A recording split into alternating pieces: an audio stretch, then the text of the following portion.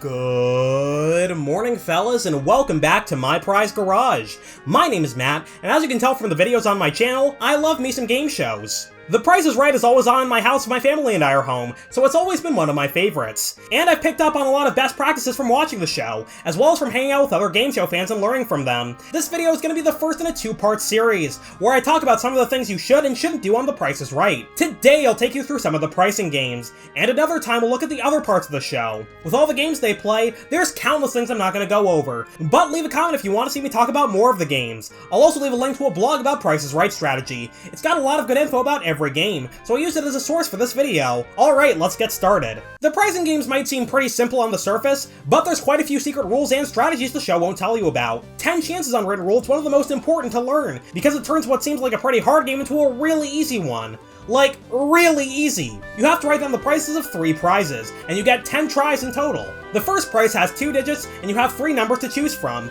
For the second one, you're choosing 3 out of 4 numbers, and the final prize, usually a car, has 5 digits, and you have to use them all. No matter what the prizes are, you'll always have a 0 as one of the digits you can pick from. This is always the last digit of every single prize. So if you say something is worth $35 or $84 or $702, you're straight up wasting guesses. Knowing that rule, you're guaranteed to get the first prize in 2 tries, and you'll probably get the other 2 pretty quickly as well. Well, unless you use the 1 twice. You use the 1 twice. You use the 1 twice. You've used the 1 here twice.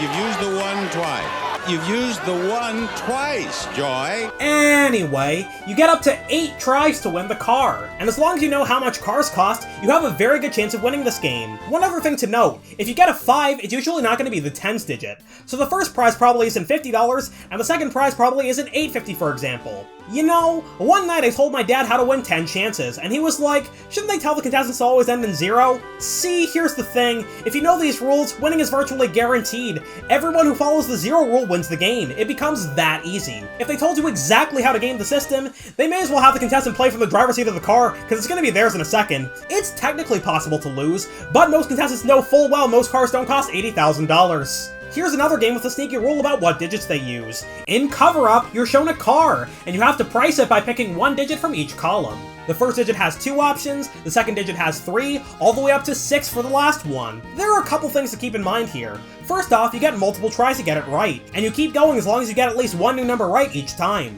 But as soon as you stop getting new information, your game is over. Unlike something like One Away, this game tells you exactly what digits are right or wrong, which is handy. So if you think you know the first 2 digits, it's actually optimal to get one of them wrong on purpose. As long as you get one of the first 2 right, you get a second try. Then you can get the other one right to guarantee a third try. Getting too many numbers right too quickly can actually screw you, because you'll have fewer chances to get the smaller, harder digits.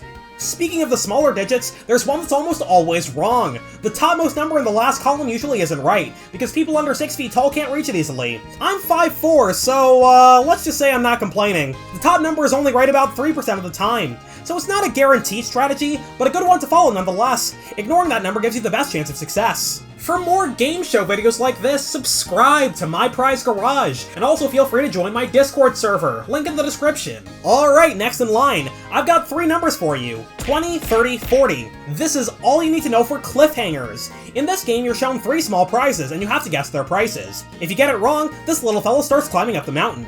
He'll go up 1 step for each dollar you're off, so if you say $20 and the actual price is $17, he'll go up 3 steps. You get 25 steps to work with in total, and as long as the climber doesn't fall off the mountain, you win the big prize. This is one game where you don't even need to see the small prizes. You'll always win if you guess 20 for the first prize, 30 for the second, and 40 for the third. Here's one unwritten rule that just makes me mad. I was hanging out with some fellas in the Buzzerblog Discord server while we watched The Price is Right at night, because our guy Jacob, aka JSack, was on the Superfan episode. What's good, my guy? One of the games in his episode was Coming or Going. You have a 50-50 chance of winning this bad boy. At least on paper. The unwritten rule behind this game almost guarantees you win. They show you all the digits in the price, and you have to decide what order they go in. You can tell the platforms that the digits are coming towards you or going away from you. So if you have these digits, the price would either be $54.97 coming or $79.45 going, with the digits reversed. The unwritten rule for this game is egregiously stupid. Since 2015, the right answer is based almost entirely off of whether the prize is a trip or not. If it's a trip, the answer is going, and if it's something else, the answer is coming. Apparently the reason is because you're going on a trip. The whole game is decided by a freaking pun! Get me out of here! You don't even need to see the digits of the prize to know the answer. As long as you remember going on a trip or coming home with a prize, you win. Done. You have your answer as soon as I show you what you're playing for. That's not entirely true, but the rule almost always holds. This is the stupidest game in the world. A few of us learned that rule during the Superfan special, and we were not happy about it. In other news, apparently I'm not a Superfan because I don't have unlimited data. Oh well. Shoutouts to certified Price is Right Superfan JSAC, by the way. He read over my script for this video to make sure everything checks out, which I very much appreciate. Thanks, man. Check out his website, thecheesesnow.com, where he talks about his entire experience on the show. Link in the description. Alright, back to the secret rules. There's one rule you should follow when you have multiple trips to Price. If you're playing most expensive, do the math, bargain game, or switch for trips, the most expensive one is generally the one furthest away from Los Angeles. Which makes sense. They always say something along the lines of, you and a guest will fly from Los Angeles to wherever, and logically it's going to cost more to fly a longer distance. So if you've got trips to New York and Ohio in front of you, the New York one is probably going to be more expensive, because it's further away from LA. And also because Ohio is 45,000 square miles of pure corn. Yes, I did look up the area of Ohio for this joke. Moving on. The show also keeps tabs on how contestants play the games, and they can use that information to swing them slightly in your favor. Let's take a look at flip-flop. You're shown a 4-digit price that's wrong. To make it right, you either flip the first 2 digits, flop the last 2 digits, or do both. Nowadays, the show's more likely to make either flipping or flopping alone the right answer, since people tend not to flip and flop when they play this game. Flip and flop don't even look like real words anymore, Jesus Christ. Because of this change, the win rate in this game suddenly jumped up by quite a bit about 10 years ago. If you're playing for a car, the price usually won't have 2 of the same digit in a row, because the prices of cars seem sort of random when you look at them, and having repeated digits doesn't, you know, feel random. So usually, you won't see a car that costs $21,388, or $24,405 on the show. The first 2 digits repeating is fair game though, so the show gives away their fair share of $22,000 cars. The Price is Right wants to give away a lot of prizes, so they do these little things in some of their games, to send people home in brand new cars and whatnot. Speaking of which, Lucky 7 is one of the car games they play. In this one, you get to buy a car for $1. The host gives you $7, and as long as you don't lose them all by the end, you win. You're given the first digit of the car's price for free, then you have to guess the remaining 4. If you get a number right, you keep the money in your hand. But if you're wrong, you lose $1 for every number you're off by. So if I say 3 and the right number was 1, I'll lose $2. For the most part, you should avoid picking 4, 5, and 6. They're some of the rarest numbers in this game, because it'd be way easier to win if they showed up more often. Let's say I have 2 numbers to go and $5 in my hand. If the second to last digit was 5, I'd be guaranteed a shot at the last number, because no matter what I guess, I'll always have at least $1 left in my hand.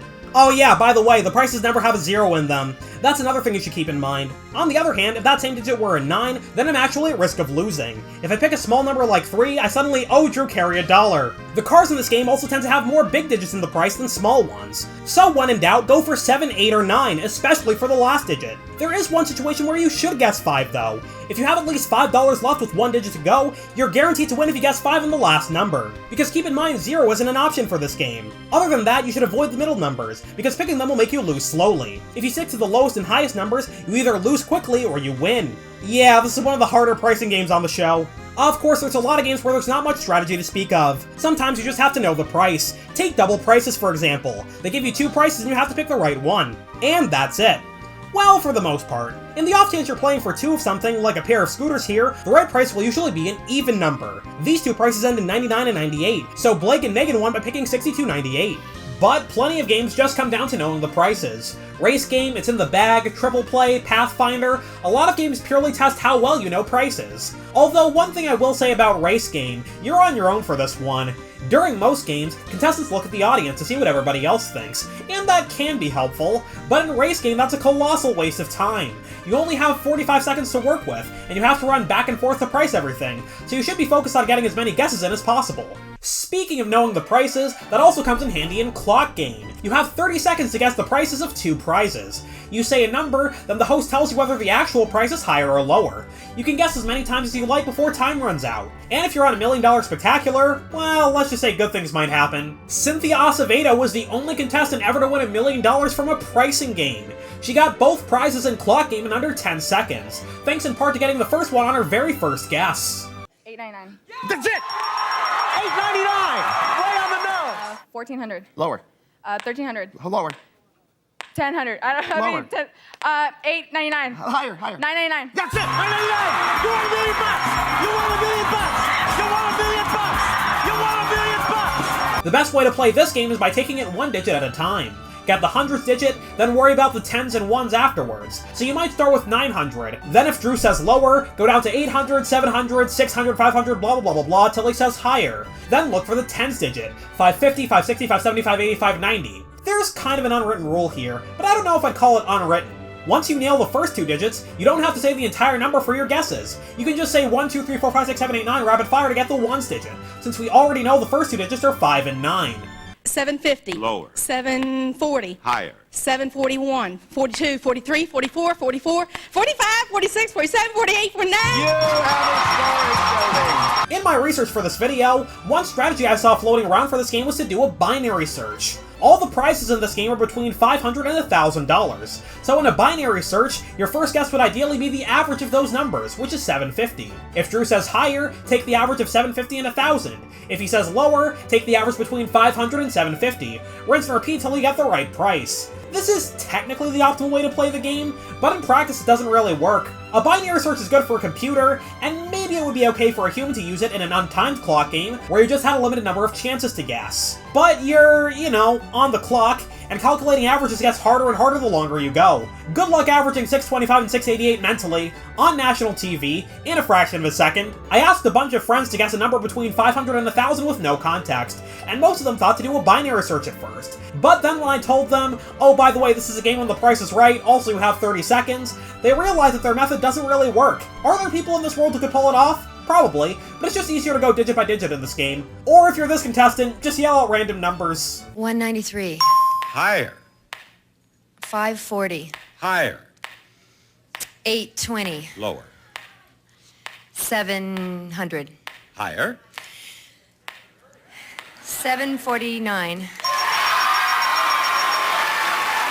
I hope you realize we are in the presence of a miracle. Alright, let's do a couple more than call it a day. In Bullseye, you're shown 5 grocery items, and you have to pick one of them, tell Drew how many you want, then hope the total is between $10 and $12. If it is, you win.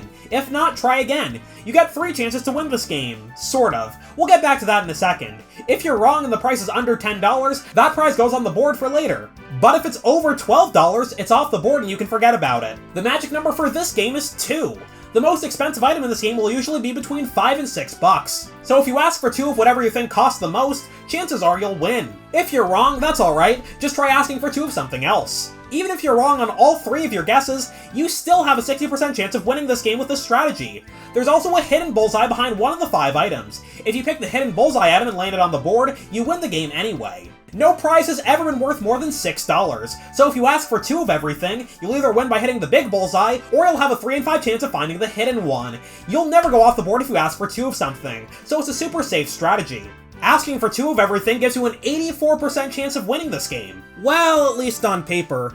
There's usually an item that costs between $5 and $6, but not always. But thanks to the hidden bullseye, your odds are still very good, even if you have no idea what anything costs. Now let's look at the game JSAC got to play on the show, Now or Then. You're given a month and year in the past, and you're shown 6 grocery items. All the prices are right, you just have to figure out when they're right. Some of them have their current price, and the rest have their price from the date shown at the top of the board. If you correctly guess Now or Then on 3 adjacent items, you win the big prize. And the game keeps going even if you guess wrong, as long as it's still possible to get 3 in a row.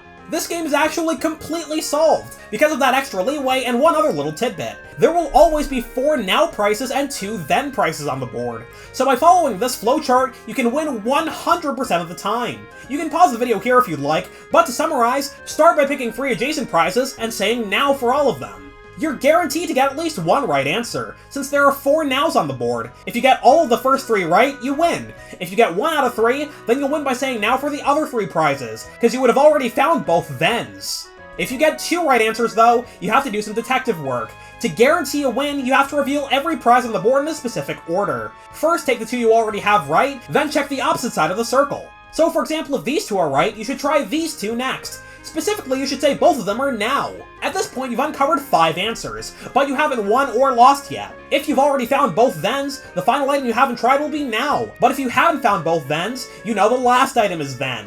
The cheese, now. The cheese is now. The cheese is now. The cheese is now. Cheese is now $5.99. Now. Yes! Now we're done. Now we're done. Then No, you're wrong. Now or then? That one's then. Then? Then. And that's now. Now? Nice job, buddy. Go ahead over there. Well, that'll do it for this video. Tune in next time where I'll go over strategies and tips for the other parts of the show. I'll see you all then. Good night, fellas. Sleep well.